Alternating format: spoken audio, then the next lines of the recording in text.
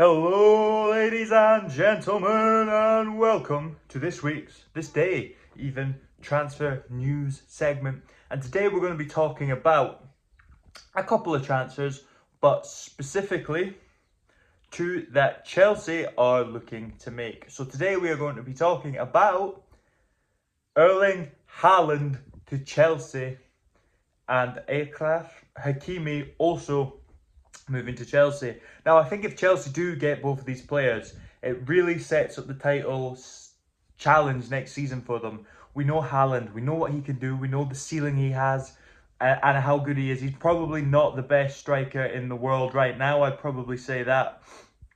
That's Harry Kane and Lewandowski are above him. However, at the age that he is, 21, something like that, absolute bags of potential for the future, has everything that you need, and is probably just a little bit below the best players in the world already. So in 5 years time, imagine how good he's going to be.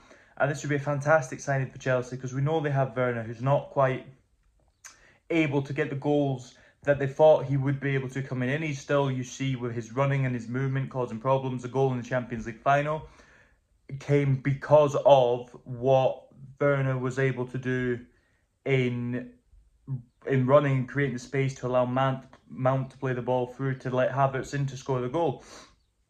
And for me, what I think from that is having Haaland there as your target man, with the players like Pulisic, Mount, Ziyech running in, delivering these balls and creating problems, and he's going to finish these goals, means that this is probably, Chelsea are now looking at your favourites maybe to win the Premier League.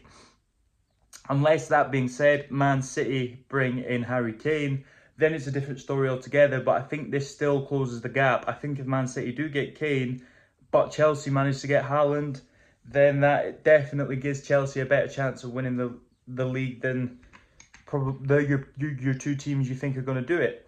And then Hakimi at right back, we know, fantastic option going forward. We saw it at Dortmund with the amount of assists he would get and even goals. And the same at Inter Milan with their league winning campaign this season. So that is superb. And we know that it's probably going to displace Reece James as a starter, but I think there's going to be rotation there. They're going to play a lot of games.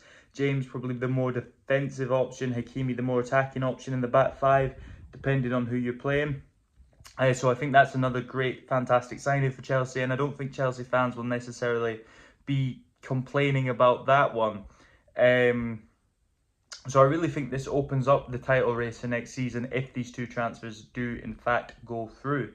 In other news, we've obviously seen Emile Buendia choose Aston Villa over Arsenal, which probably surprised many, but you can kind of see why he would choose Aston Villa. They're a young team, they're up and coming, the start of their they're not at the start of their rebuild, they're in need of a rebuild, they're building up now, they're making the transfers to try and push for Europe, push for the top, and we know that he's going to play a fantastic part. We saw that they brought Barkley in to obviously help with Grealish, his attacking during the season, to help sort of support him, especially when he's injured, and Barkley just wasn't quite what they needed. So I completely understand why they've gone for Buendia. We've seen the statistics that he's had in the Championship. He's had an amazing season, top assister, I think.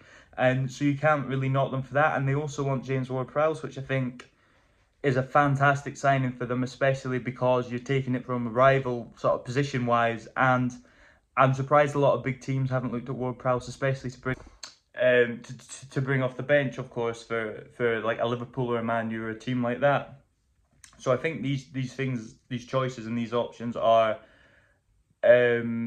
much needed, would you say, for Chelsea, for Aston Villa. So it's definitely strengthening the squad and giving them more options for next season, hoping that they won't run out of steam. So thank you very much for watching this video, and please do come again, like, subscribe, do all of that, because it'd be so much appreciated, and I will see you later. Thank you.